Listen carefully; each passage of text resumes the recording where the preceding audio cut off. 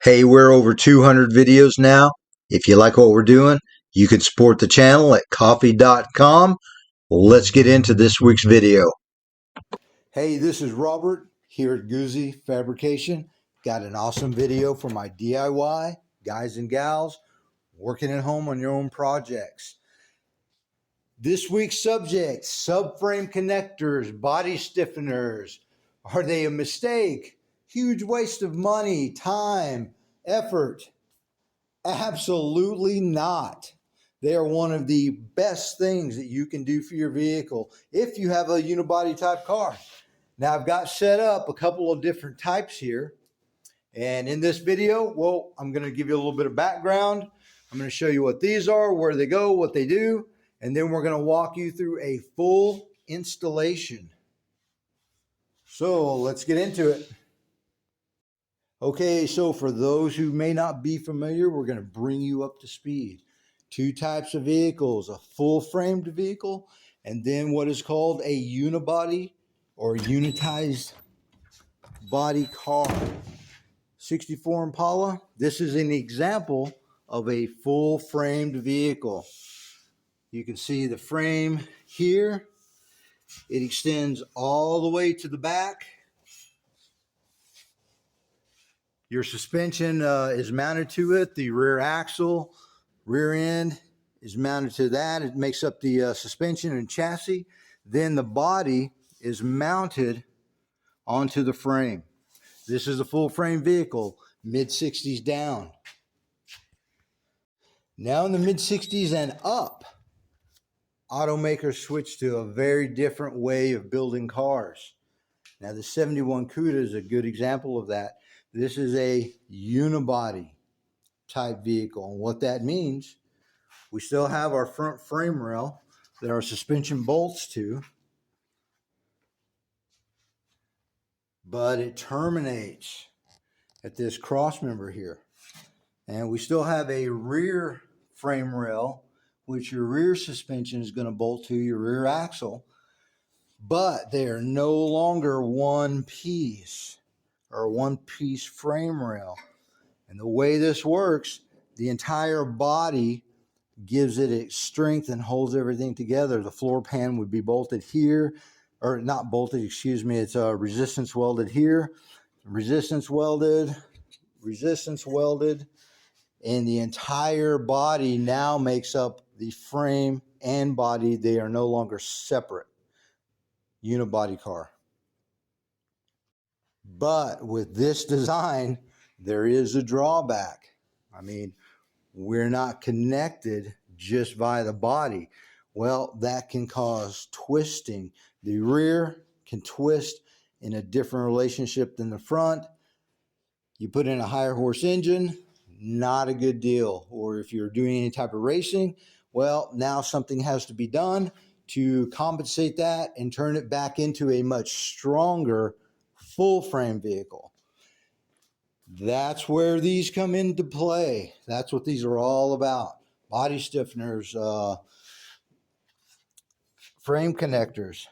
This will connect the front to the rear. Now these are actually for this car, and they weld to the floor pan.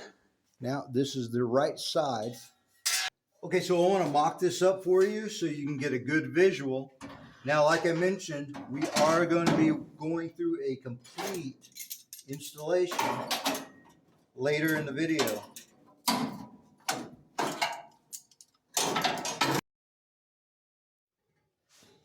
And once this would be installed, this body stiffener, well, now we've tied the rear frame rails to the front. That's going to give this car a lot more strength and a lot less flexing. So let's take another look at the two most common type of subframe connectors. Okay, so let's start with this one. Now, this is made by USCT company, if anybody's interested. This type is going to give you a much more factory look. It's going to blend in a lot more with factory. You can see it's really cut for the bottom of the floor pan. Pretty nice. They have a lot of adjustability. You'd come back and weld that. You would weld the ends. You would weld to the bottom of the floor pan. And then you would weld along these areas also. It's going to be a really nice stiffener. Now the other type, a tubular type, these are made by Global West. Been around for quite a while. Now this type is for like a second generation Camaro. The body would be here. There's a subframe that would slide in. You would loosen the bolt. There are 4 bolts holding the subframe in on that particular vehicle. You would slide that in between, bolt it up here, and on the rear, this would slide into the frame rail, and then you're going to weld all along here. And that's the way this one works. It's a really simple design. Minimum time to put this in, or to install this one, or this type. Now this type, it's a little bit more in depth. So whichever you choose, yes, subframe connectors, body stiffeners are well worth the time and investment on your project, on your restoration, on your vehicle, if you have a unibody type car. So I hope I've helped explain what subframe connectors are, what they're for, a little bit of background. And like I mentioned, we're going to do a full installation. Let's get into it.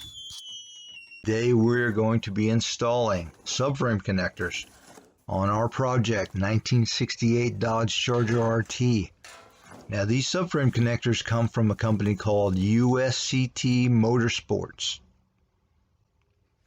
What kind of makes these different than the average? They are cut specifically to follow the contour of the floor pan on our Charger. And they look to be really nice quality. We're going to see how these things fit up. First up, rust protection. This gets often overlooked, but we are going to be installing POR 15. Now you can use any type of encapsulator, zinc, anything with zinc in it, or an epoxy. But it must be coated. Otherwise you're going to have rust bleed through issues. Okay, first up, make sure there is nothing that will burn on the inside. Second, gaps and supporting the car correctly. Notice we have the jack stands underneath the frame rails.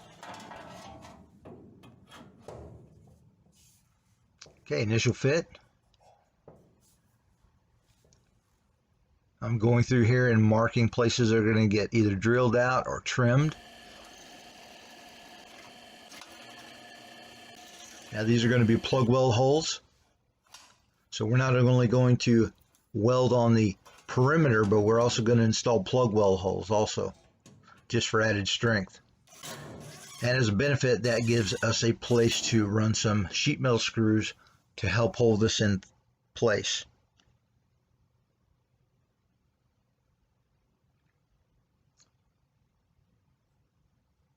And as with anything, nothing is perfect. We had to manipulate the floor a little bit to get it to fit really tight and flush. We don't want to leave large gaps.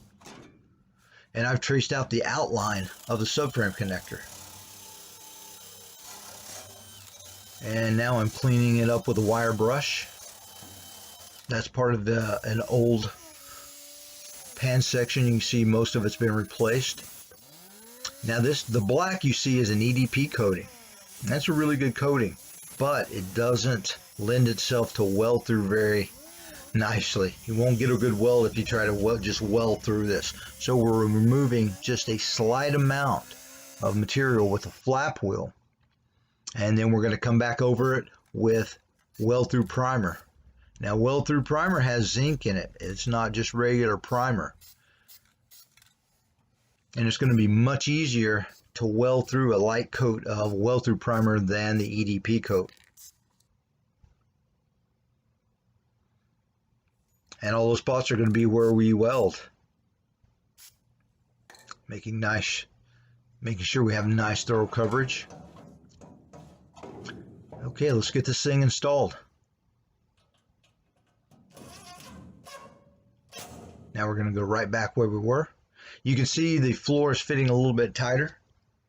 Now you see that hole at the very bottom of the subframe connector. What I had done was drill through the top side with an 1/8" drill bit, used a long screw, and pull that thing tight against there. I didn't get a shot of that, but that may help some of you if you have a big gap. Okay, welding process. As always, we're going to sequence our welds. We never want to weld in a straight line.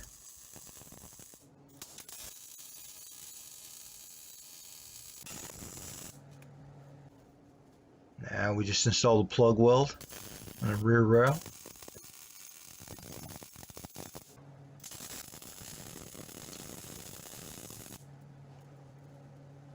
Taking our time to get a really nice, consistent weld. Now after the welding process, I'm coming back and I'm knocking off the very top of the weld, contouring it slightly with a carbide bit, setting us up for the next step, and cleaning all the welds thoroughly with a wire wheel.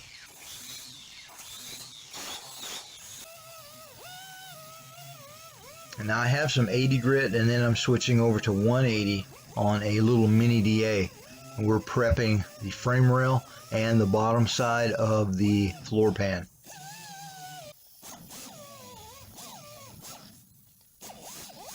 I want to be nice and thorough.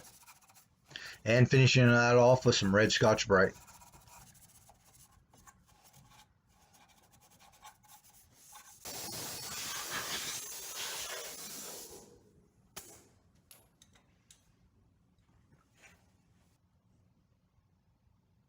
And we're going to be using Fast and Firm 3M body sealant. Now the trick here is not to put too much on. We want to make a really nice seam seal without it looking terrible.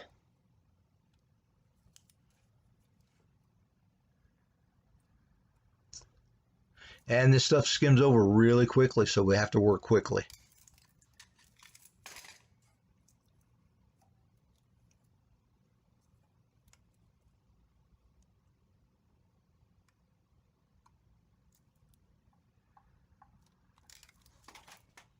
And now later, when the car is finished out, this is going to be put back on a rotisserie, and we'll be painting the underside or installing a liner on the bottom, whichever the customer decides. But this is going to pay off big time. It's going to make the car look just so much nicer. Plus, it is going to seal these up. And of course, the holes on the bottom do not get sealed. There are going to be a few drain holes. We don't want to completely seal this up, but it'll be sealed to the body.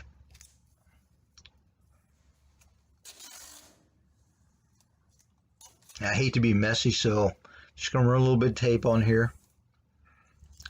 And we will be applying a very light coat of sandable primer just to keep the metal from rusting, seal everything up. We don't want to go overboard, and you want to make sure that it is a sandable primer. Some of that stuff you buy at Walmart or places like that, you put it on and then you find out later it doesn't sand very easily. Big problem. And we want to make sure that the metal has been properly prepped. Don't want it flaking off, peeling off, anything like that. Everything we do, we're thinking about the next step.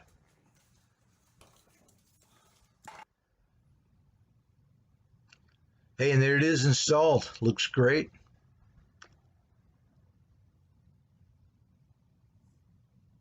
Hit that subscribe button. Turn on the icon so you don't miss any of our episodes. And as always, thanks for watching.